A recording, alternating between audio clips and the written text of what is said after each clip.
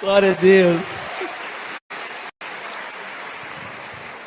Comedora de mais arroz, menos farinha.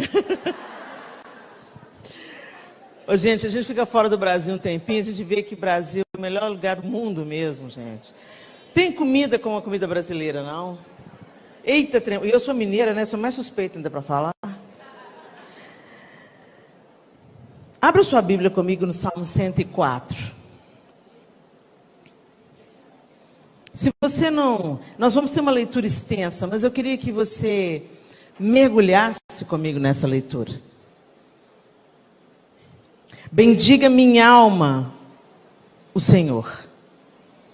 Senhor Deus meu, Tu és grandioso, estás revestido de glória e majestade, coberto de luz como de um manto.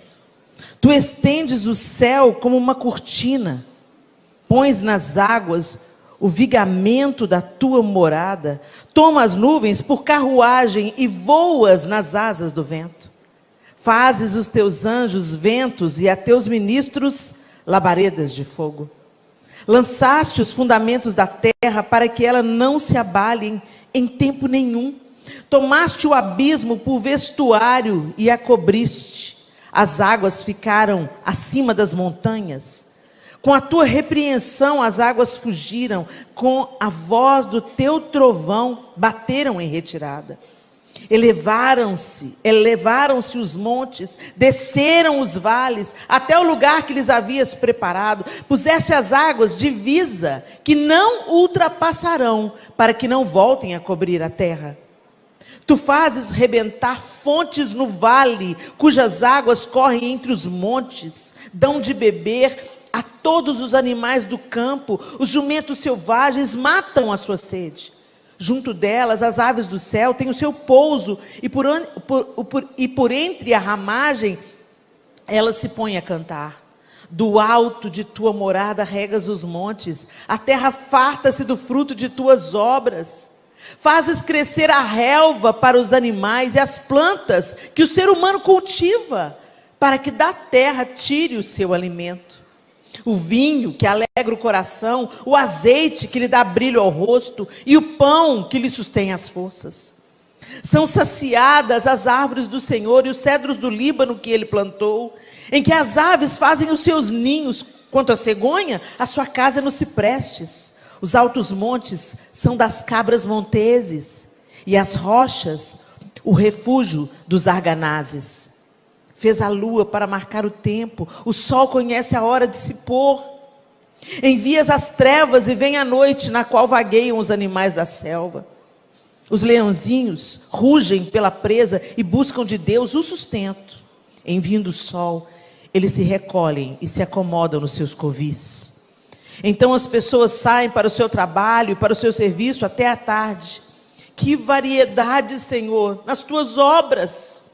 Fizeste todas elas com sabedoria. A terra está cheia das tuas riquezas. Eis o mar vasto, imenso, no qual se movem seres sem conta, animais pequenos e grandes. Por ele transitam os navios e o Leviatã que formaste para nele brincar. Todos esperam de ti que lhes dês de comer a seu tempo. Se lhes dás, eles o recolhem. Se abres a mão, eles se fartam de bens. Se escondes o rosto, eles se perturbam. Se lhes cortas a respiração, morrem e voltam ao pó. Envias o teu espírito, eles serão criados e assim renovas a face da terra. Que a glória do Senhor dure para sempre. Exulte o Senhor por tuas obras. Com só olhar para a terra, Ele a faz tremer. Toca as montanhas e elas fumegam. Cantarei ao Senhor enquanto eu viver. Cantarei louvores ao meu Deus durante a minha vida. Seja-lhe agradável a minha meditação. Eu me alegrarei no Senhor. Desapareçam da terra os pecadores e que os perversos deixem de existir. Bendiga minha alma o Senhor. Aleluia. Como você se sentiu ouvindo o salmista? Te deu uma fagulha de esperança? Seu coração ficou quentinho assim? Por um momento você começou a imaginar que as ondas vêm até a areia e retornam, porque Deus colocou um limite no mar. Por um momento te ocorreu que o peixinho que a gente nem enxerga direito, ou um micro-organismo característico do mar, convive junto com o maior peixe.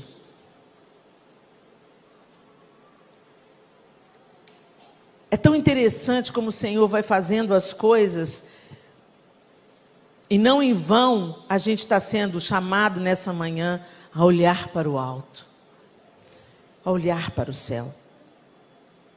É tempo de nós contemplarmos a Deus. Nós vivemos tanto para nós mesmos, vivemos tanto a nossa rotina, a nossa vida, olhamos com lupas para os nossos problemas e nos esquecemos da grandeza e do poderio do Deus a quem a gente afirma amar e confiar. Você não precisa abrir, mas eu quero ler para você o que está em Romanos 1, de 18 a 21. Portanto, a ira de Deus é revelada dos céus contra toda a impiedade e injustiça dos homens, que suprimem a verdade pela injustiça, pois o que de Deus se pode conhecer é manifesto entre eles, porque Deus lhes manifestou. Pois desde a criação do mundo, os atributos invisíveis de Deus, seu eterno poder e sua natureza divina, têm sido vistos claramente, sendo compreendidos por meio das coisas criadas, de forma que tais homens são indesculpáveis. Porque tendo conhecido a Deus, não glorificaram como Deus, nem lhe renderam graças, mas os seus pensamentos tornaram-se fúteis e o coração insensato deles obscureceu-se. O que Paulo está escrevendo à igreja em Roma, aos romanos, é que nós somos indesculpáveis diante de Deus, porque olhando para as coisas criadas, nós vemos as características daquele que as criou. Nós vimos o poder, a majestade daquele que as formou. Não, a natureza não é Deus. Algumas pessoas dizem, o sol é uma divindade. Deus é o mar, Deus é... Não, Deus é Deus. O Criador de todas as coisas. E é impossível a gente olhar para a expressão de um artista, para a sua obra, e não perceber ali o seu caráter e sua personalidade. Então nós somos indesculpáveis, é isso que o apóstolo Paulo está dizendo aqui, porque pelas coisas criadas, Deus manifesta o seu poder, a sua graça, a sua misericórdia. Os atributos invisíveis de Deus, seu eterno poder e sua natureza divina têm sido vistos claramente, sendo compreendidos por meio das coisas criadas. E você nem precisa de olhar para toda a criação, não, olha para o seu próprio corpo. Quando a gente olha como funciona, a gente pisca, porque senão os olhos ressecam. O nosso coração está pulsando no peito, desde que você nasceu, antes um pouco de você nascer. Ele nunca parou. Mesmo quando você dorme, mesmo quando você se cansa, ele nunca para. O sangue, a ordem, entra um arroz na sua traqueia, imediatamente, o seu organismo expulsa para nada estranho entrar no seu pulmão. Que máquina maravilhosa, as pinças dos dedos, nenhuma faca, nenhum garfo, te dá o poder de pinçar as coisas e de comer as coisas.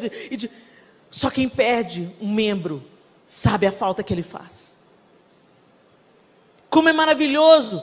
A gente come, o nosso organismo faz a seleção do que serve para nos manter vivos e daquilo que não serve. Como é bom ir no banheiro.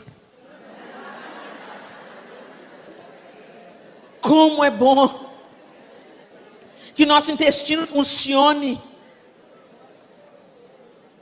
Como Deus faz tudo grandioso, mas nós não contemplamos Deus. Nós investimos todo o nosso tempo, energia e saúde para colocarmos diante dos nossos olhos a impiedade, a perversão, a prostituição, a lascívia, aquilo que nos faz rir e nos engana e nos seduz e nos adoece. Gente, sabe, pizza. Eu não conheço ninguém que não gosta de pizza. Tem alguém aqui que não gosta de pizza? Que privilégio seu. Batata frita. Tem alguém aqui que não gosta de batata frita?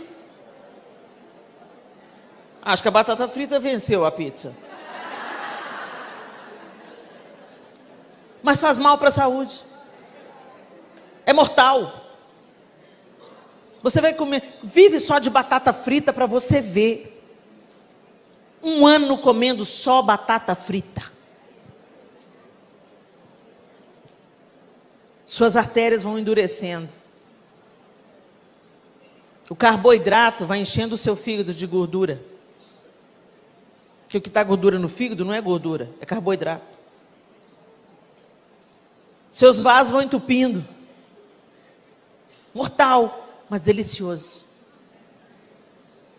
E na vida, nós temos colocado diante dos nossos olhos o que é mortal. Pode ser gostoso, pode ser entretenimento, pode te fazer rir, mas é mortal.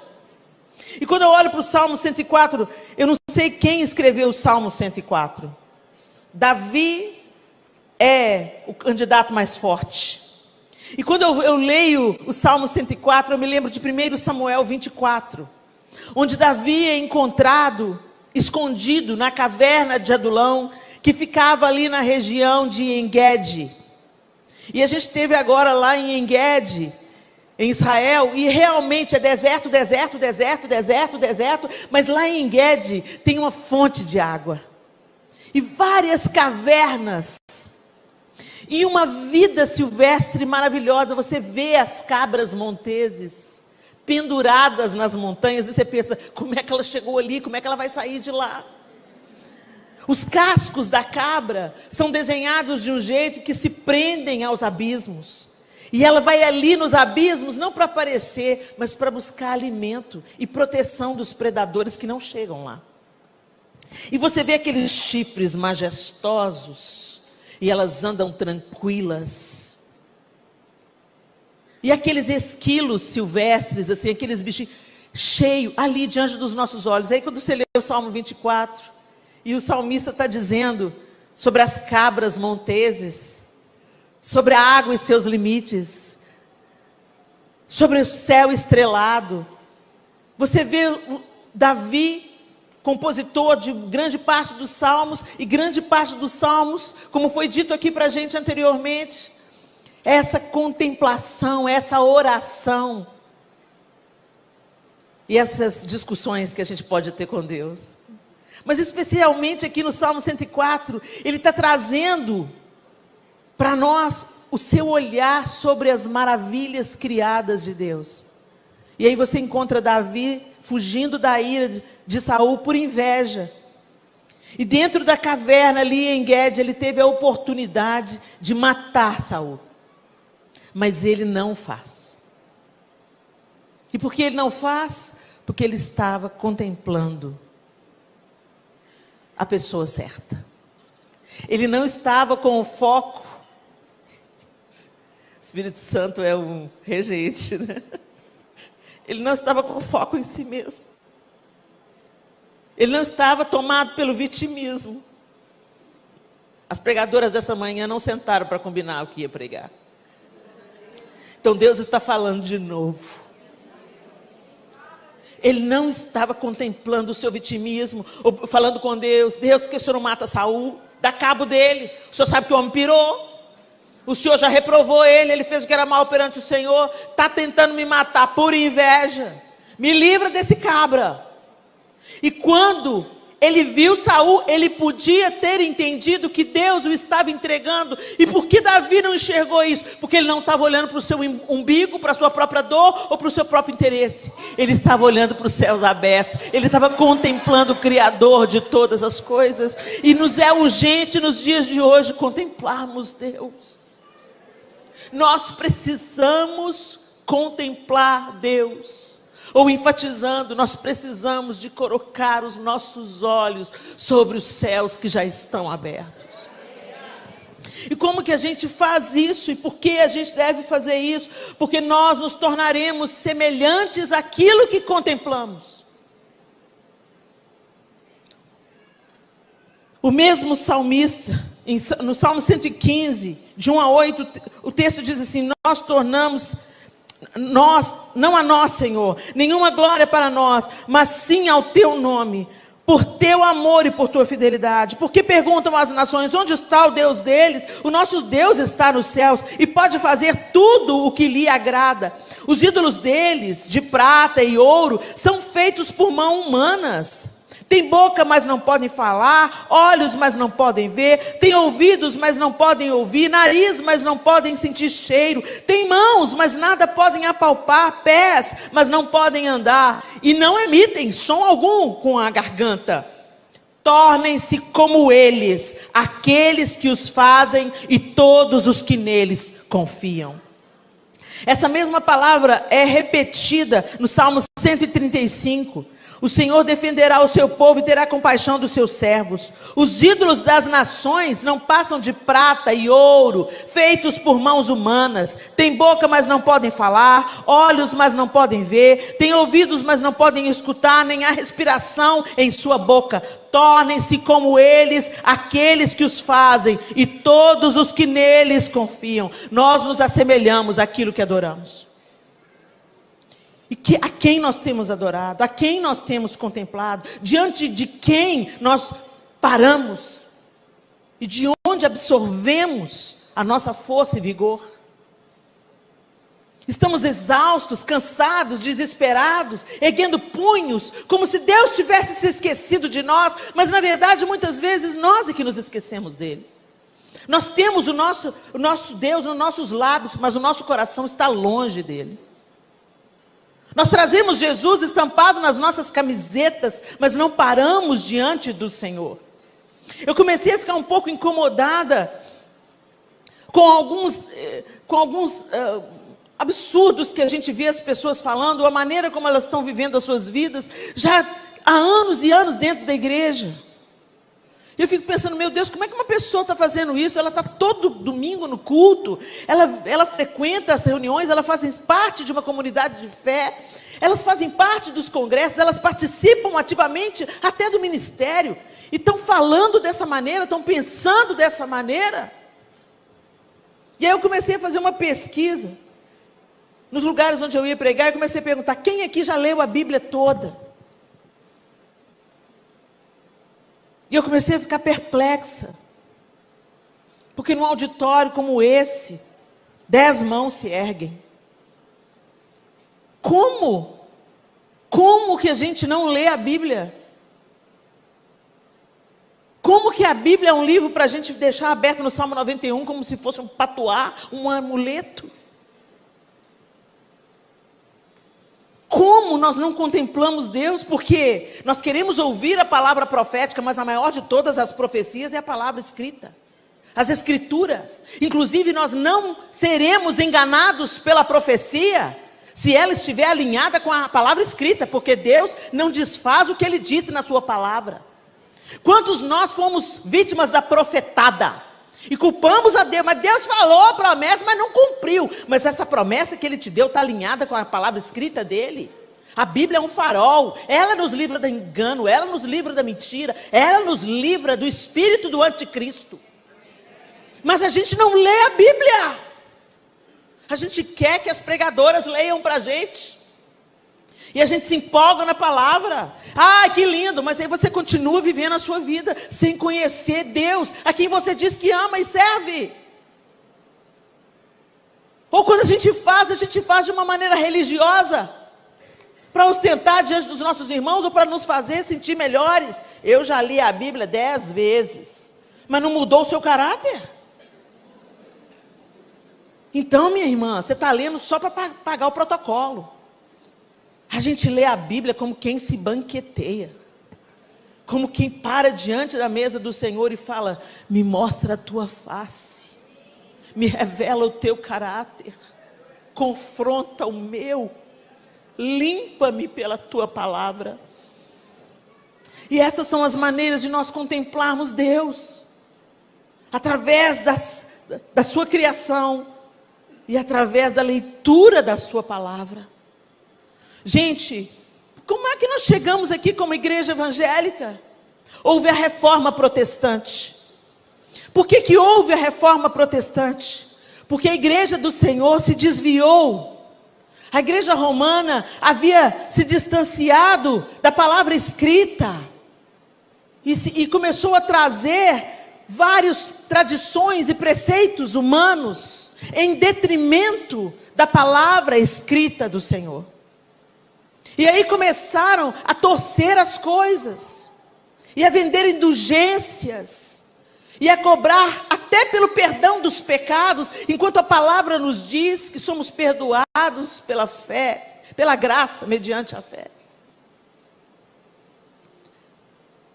E aí os reformadores começaram a se incomodar com isso. Mas quem manipulava tudo? O clero.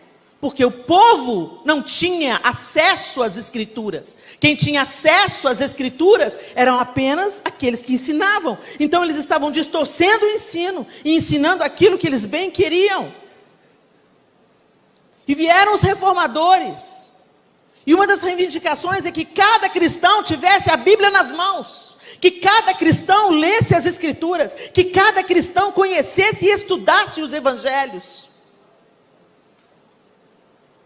As mulheres nem era permitida a elas aprender a ler. E essas mulheres começaram a devorar a palavra escrita. Se fala muito no movimento feminista. O grande poder libertador da mulher foi quando as reformadoras começaram a ler as escrituras e anunciar os evangelhos. E elas foram combatidas, inclusive, por isso. E hoje a gente tem a Bíblia em várias versões. Aqui no meu tablet eu tenho umas 6 versões. Que me dá acesso a uma linguagem mais simples. Hoje eu tenho livros que me auxiliam a ler as escrituras e a compreendê-las de uma maneira mais plena. E sabe o que eu faço? Nada. Eu gasto meu dinheiro com cílios postiços e batom. Enquanto as reformadoras estavam dando a própria vida para terem um coração mais parecido com Cristo. Onde está a ênfase da nossa visão? Isso vai determinar como está a nossa saúde emocional e espiritual. Nós estamos adoentadas, porque estamos investindo naquilo que não é pão, naquilo que não é vida. Nós estamos adoentadas, porque investimos o nosso tempo em coisas frívolas e fúteis. E aí eu quero te chamar para o Salmo 119. Os salmistas realmente hoje estão dando um banho na gente. Salmo 119, que quantas de nós saltam na hora de ler o livro dos Salmos, porque é o mais longo. Falam, não, vou ler o Salmo 119, não. Pois deveriam. Deixa eu só pegar as escrituras, as marcas aqui. Salmo 119, primeiro a gente vai ler do 9 ao 16. Do 9 ao 16 o texto diz assim: de que maneira poderá o jovem guardar puro o seu caminho? Observando-o segundo a tua palavra. De todo o coração te busquei, não deixes que eu me desvie dos teus mandamentos. Eu guardo a tua palavra no meu coração para não pecar contra ti. Bendito és tu, Senhor. Ensina-me os teus decretos. Com os lábios eu tenho narrado todos os juízos da tua boca. Mais me alegro com o caminho dos teus testemunhos do que com todas as riquezas. Meditarei nos teus preceitos e as tuas veredas terei respeito. Terei prazer nos teus decretos. Não me esquecerei da tua palavra. O verso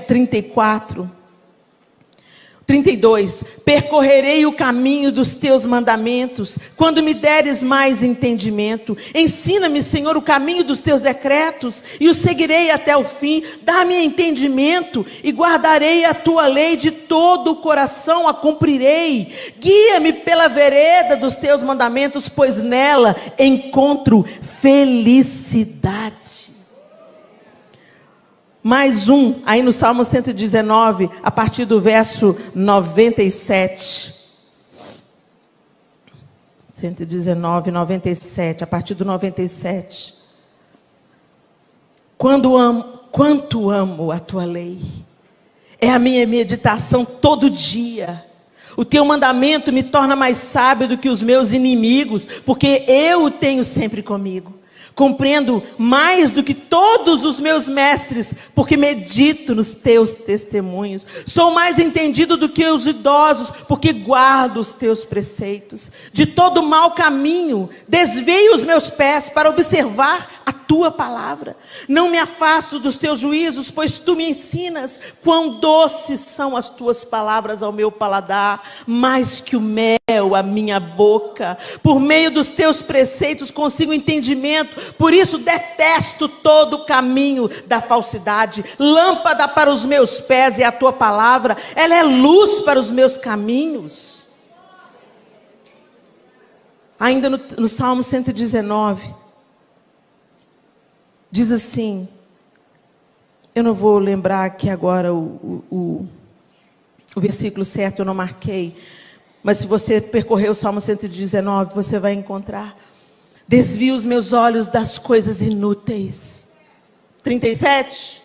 Desvio os meus olhos das coisas inúteis e faz-me caminhar pelos caminhos que traçaste. Fica claro para a gente por que Davi não cortou a garganta de Saul e apenas uma parte da sua veste. Porque ele estava sendo movido pela contemplação daquele que é justo juiz. Pela confiança plena em Deus. Ele era dirigido pelos preceitos, pela palavra e pela contemplação de Deus através da natureza. Através da criação. Deus fala conosco através da sua criação. A Mônica teve esse testemunho lindo ontem sobre as jabuticabeiras. Se você não estava aqui, ela contou que ela foi visitar uma fazenda e esse tempo de seca, estiagem, as árvores de jabuticabeiras estavam sequíssimas. E ela perguntou para o fazendeiro por que elas não eram molhadas, por que não regava? E ele falava, não, nós não podemos, porque esse processo de seca extrema, de sofrimento da árvore, vai aperfeiçoar e aprofundar e fortalecer as suas raízes. E assim elas produzirão frutos de melhor qualidade, mais doces e mais saborosos. Quando a gente olha para a natureza e os processos da natureza, a gente compreende melhor os processos de Deus conosco.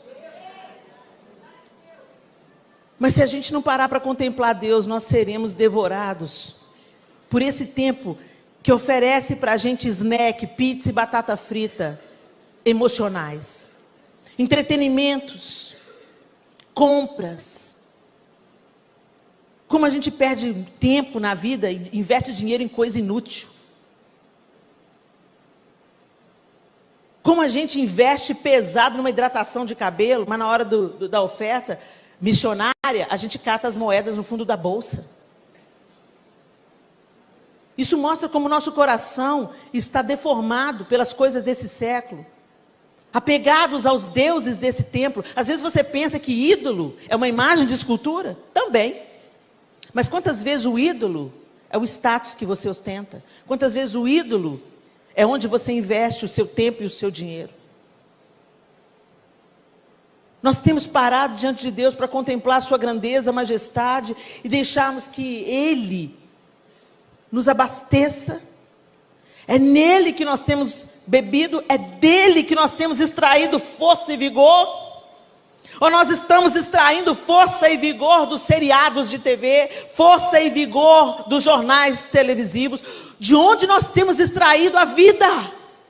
Eu não estou dizendo, gente, para você se trancar dentro de uma bolha e não dialogar com o seu século, com o seu tempo que você vive. Eu não estou dizendo para você ser um eremita. Porque de onde a igreja se retira, o diabo toma conta. É para a gente, como eu disse ontem, é para a gente viver a vida simples, a vida prática e ser uma bênção onde a gente andar. E não viver numa bolha. Mas como já foi falado aqui, ouvir as pessoas. Trocar com elas. Percebê-las. Porque foi isso que Jesus fez. Foi isso que Jesus fez, se vestiu da nossa roupa, se tornou humano e viveu a nossa vida. Ele se identificou conosco. Quando Marta e Maria vieram chorando pelo sepultamento, pela morte de Lázaro, Jesus chorou junto. O Senhor não está chamando a gente para a gente viver com uma falsa espiritualidade, parecendo santo demais para conviver com as pessoas, mas Ele está nos chamando para a contemplação dEle, porque é impossível você parar para contemplar a criação de Deus e não enxergar o seu semelhante. É impossível você não parar diante de Deus e não amar o que Ele ama. Nós não estamos dando conta de amar o que Ele ama, porque nós estamos contemplando o que não é para a gente contemplar, parando, nos abastecendo de cisternas rotas, que não retêm águas, que não matam a sede. Nós estamos lá no poço de Jacó, e Jesus deixou muito claro para aquela mulher: quem beber dessa água aí vai tornar a ter sede, mas quem beber da água que eu lhe der, nunca mais terá sede. E Ele não parou por aí, Ele falou: e mais, eu serei nele uma fonte a jorrar para a vida eterna. Davi foi uma fonte a jorrar, ali no lugar do oásis do deserto, com certeza fugindo da ira de Saul. Ele ficou ali contemplando, tocando sua harpa, imagino eu, exaltando a Deus, compondo salmos. Mas ele também descia do monte e guerreava as batalhas. Mas era de Deus que ele extraía a sua força. A gente vem para um congresso como esse, se retira aqui 3 dias, você recebe tanto, mas muitas vezes nós somos como aqueles bonecos de posto de gasolina.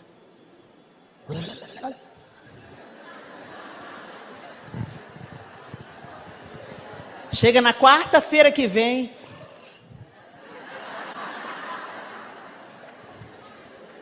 o Espírito Santo não nos foi outorgado para nos tornar emocionais.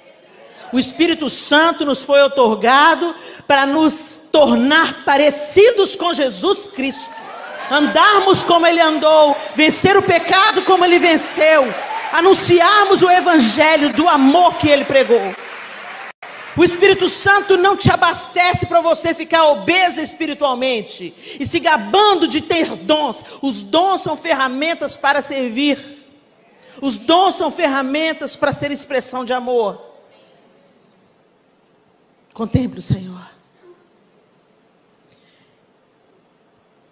A natureza criada, como o apóstolo Paulo disse aqui aos Romanos, e como o salmista também revelou no Salmo 104, mas também pelo salmista no Salmo 119, observando os estatutos, os mandamentos, a vontade, o caráter de Deus. Quando a gente olha para as Escrituras, a gente enxerga Jesus. É um absurdo quando as pessoas dizem que Jesus aparece só no Antigo Testamento, no Novo Testamento. Que o Antigo Testamento é a velha aliança, a antiga aliança, e que a gente não precisa mais de obedecer ao Antigo Testamento. Gente, o Antigo Testamento é a preparação para o Novo. O Antigo profetiza, o Novo cumpre. Jesus não despreza a lei, Ele cumpre a lei. A lei serve como aio para nos promover a um mais elevado mandamento. Então as pessoas, você não viu mais sobre a lei, mas sobre a graça. Pois é, a lei falava assim: não adulterarás. E Jesus falou assim: se você olhar para uma mulher com uma intenção impura, você já adulterou.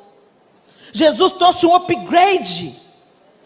Jesus não veio para você viver uma vida torta. Jesus veio para te empoderar, para te capacitar pelo sacrifício dele, pela graça, a viver um modo de vida elevado, santo, mais perto de Deus, para saquear o inferno e levar outras pessoas a esse estado de aproximação do seu Criador. E a gente faz isso, gente, enxergando Jesus de Gênesis a Apocalipse. E quando a gente começa a ler a Bíblia, começa a estudar as Escrituras, de verdade, para encontrar Deus e não para cumprir o protocolo, não para dar o check na religiosidade, mas para encontrar Deus, você encontrará. Quando a gente conhece um artista famoso, e a gente começa a ter interesse por esse artista, achar interessante a vida dele, a gente vai no Google e pesquisa tudo. Tem gente que sabe coisa da minha vida que nem eu sei. Nossa, Helena, eu li isso, eu vi aquilo, aquela sua pregação, você contou isso, eu contei. Nem eu lembro. Mas a pessoa sabe tudo da minha vida. Uma vez me deu uma obsessão pela Marilyn Monroe. Eu comecei a ler sobre a Marilyn Monroe. E uma coisa puxava a outra. Eu comecei a estudar sobre a Marilyn Monroe. Meu Deus, que tipo de encantamento que essa mulher tinha. E eu comecei a estudar e eu me compadeci dela, no final das contas. Quando eu li a história dela tão trágica, tão triste, eu terminei compadecida dela. Então, quando a gente tem um ponto de interesse, a gente estuda. Como é que a gente fala que ama a Deus se a gente não estuda as Escrituras? A gente não lê a Bíblia. A gente não se demora minimamente. Você só lê Salmo e Provérbios. Quando chega em Levítico, assim, nem. Tem que ler Levítico. Então, antes de terminar esse período, eu queria te dizer, eu queria ler para você. Eu ganhei um livro há um tempo atrás. E eu já amava as Escrituras, mas depois que eu ganhei esse livro, eu fiquei mais apaixonada pela palavra. Chama-se Redescobrindo Sua Bíblia. E foi um pastor lá de Belo Horizonte que escreveu, pastor André Coelho. E nesse livro, eu até tornei isso uma série no YouTube, no meu Instagram também, contando um resumo daquilo. Eu pedi autorização para ele, obviamente, né? E eu vou resumindo aquilo que ele ensina, e é maravilhoso como aquele livro foi me auxiliando na leitura das Escrituras. Algumas coisas que eu tinha dúvida, ele foi respondendo as dúvidas, e eu achei aquilo fascinante, e eu fiquei mais apaixonada pelas Escrituras. Esse ano eu me retirei um pouco para ter um tempo de descanso e tudo. Gente, eu li a Bíblia sem dificuldade em 35 dias. E eu me deleitei. Foi mel para minha boca, cura para minha alma. E eu quero ler de novo, e de novo, e de novo, e de novo, e de novo, porque a palavra é viva. E cada vez que você lê, ela traz algo novo, ela se renova, ela é operante. E aí, lendo esse livro do pastor André Coelho, e esse texto que eu vou ler para vocês agora, me motivou a amar e a buscar Jesus nas Escrituras. Em Gênesis, Jesus é visto como descendente da mulher que ferirá a cabeça da serpente. Em Êxodo, ele é representado pelo Cordeiro Pascal que foi morto para nos salvar. Em Levítico, um novilho sem defeito oferecido como oferta pelo pecado, para fazer expiação pelas nossas almas. Em Números, a rocha que foi ferida para descedentar o povo escolhido. Em Deuteronômio, o profeta que haveria de vir a este mundo. Em Josué, o príncipe do exército do Senhor, que nos garante a vitória em nossas batalhas. Em Juízes, o anjo do Senhor, que levanta libertadores para seu povo. Em Rute, o resgatador divino de nossas vidas. Nos livros de Samuel, o rei, escolhido por Deus, que fará toda a vontade divina. Nos livros de Reis, o verdadeiro herdeiro do trono de Davi. Nos livros de Crônicas, o Deus fiel que cumpre a promessa de manter sempre um descendente de Davi no trono. Em Esdras, o escriba versado, aquele que ensina ao povo a lei de Deus. Em Neemias, o reparador e edificador de nossas vidas em ruínas. Em Esther, a providência divina que nos livra da morte. Em Jó, o Redentor que vive, a nossa esperança no meio da tribulação. Em Salmos, o pastor que nos guia aos pastos verdejantes. Em Provérbios, a sabedoria personificada. Em Eclesiastes, o pregador que nos ensina que tudo é vaidade, exceto o temor a Deus. Em Cantares, o amado, que estende sobre nós seu estandarte de amor. Em Isaías, o servo sofredor, que justificará muitos, levando sobre si as iniquidades deles. Em Jeremias, o renovo, que reinará e executará juízo e justiça na terra. Em Lamentações, o que nos consola no meio da desolação. Em Ezequiel, a figura semelhante a homem que está sentado no trono celestial. Em Daniel, o quarto homem andando no meio do fogo. Em Oséias, o esposo traído que busca de volta a sua mulher infiel, ou seja, aquele que nos aceita mesmo depois de o termos abandonado. Em Joel, a salvação de todo que invocar. Em Amós, o fogo consumidor que julgará os ímpios. Em Obadias, aquele que derruba os inimigos do povo de Deus. Em Jonas, o Deus da segunda chance. Em Miqueias, o rei que vai adiante de seu povo abrindo o caminho. Em Naum, a fortaleza no dia da angústia. Em Abacuque, a rocha da nossa salvação. Em Sofonias, o rei que está no meio do seu povo, poderoso para salvar. Em Ageu, o que abala o céu e a terra, para encher de glória a sua casa. Em Zacarias, o rei justo, salvador e humilde, que vem montado em um jumentinho. E em Malaquias, o mensageiro da aliança. Segundo Thomas Adams, Cristo é o resumo de toda a Bíblia. Profetizado, tipificado, prefigurado, exibido, demonstrado, presente em cada folha, quase em cada linha, sendo as escrituras, por assim dizer, como as faixas que envolvem o menino Jesus. No princípio era o Verbo, e o Verbo era Deus.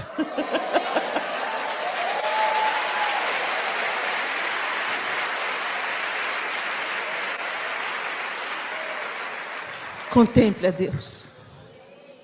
A oração é a parte que nós falamos, nós nos derramamos, nós o confessamos, nós suplicamos. A leitura da palavra é a parte que Ele fala. Ele confronta, Ele cura, Ele sara, Ele ensina, Ele exorta e consola. Não abra mão, minha irmã. Não viva só daquilo que nós sabemos e compartilhamos com você nesse púlpito. Buscar-me-eis e me encontrareis quando me buscardes de todo o vosso coração. Entra no seu quarto, fecha a sua porta e busque a presença do Senhor, contemplando a sua bendita palavra. Feche os seus olhos. E eu vou fazer uma pergunta retórica. Você não precisa responder para mim, mas responda para você. Está cansada? Intimidada? Confusa? Abatida? Desanimada? Está tomando a dose do remédio? A palavra de Deus é remédio. Contemplar Deus. Às vezes vale mais você parar diante de um pôr do sol e meditar naquilo que Deus é capaz de fazer, do que uma mesa de aconselhamento. Deus quer se revelar a nós, no vale ou na montanha. Ele disse: eis que estou convosco todos os dias, até a consumação dos séculos. Mas quantas vezes nós ignoramos a sua presença, a sua companhia. Nos entretemos, nos distraímos, ou lambemos as nossas próprias feridas. Nos vitimizamos, culpamos Deus. Mas até para culpar Deus e ter essa conversa difícil que a gente tem que ter com Ele, é preciso estar na presença dEle. Onde quer que eu esteja, Senhor, oh, tudo que eu preciso, Senhor, de fato, o Senhor é tudo de que precisamos, tudo vem de Ti, tudo que temos e somos vem de Ti. Nós só acordamos essa manhã porque o Senhor nos deu fôlego de vida. Podemos ler porque o Senhor nos deu essa habilidade. Podemos ver. Podemos respirar. podemos discernir, entender com o intelecto, mas queremos te apreender com todos os nossos sentidos, com todo o nosso coração, com toda a nossa alma, porque quanto mais te conhecermos, mais semelhantes a ti nós seremos. Oh Senhor, revela-te a nós, através da tua palavra, através da tua obra, dos teus feitos, das tuas maravilhas, da tua criação. Que percebamos, Senhor, quem o Senhor é, que a tua presença seja percebida. Desintoxica-nos desse tempo, Senhor. Nós queremos dialogar com esse tempo, nós queremos estar onde o Senhor quer que a gente esteja. Nós não queremos fazer tendas em montes e nos excluir. Não. Nós queremos te enxergar na face do nosso próximo. E queremos te derramar em cada abraço, em cada palavra. Mas para isso, nós precisamos ser cheios de ti. Então nos ensina a te contemplar. E que Jesus seja formado em nós pelo poder do teu Espírito. Em nome de Jesus. Amém. E amém. Vou entrar no meu quarto, fechar minha porta. Vamos ficar juntinhos, só eu e o Senhor. Vou pegar minha Bíblia, vou ler com carinho. Sei que Deus vai falar comigo. Deus abençoe você.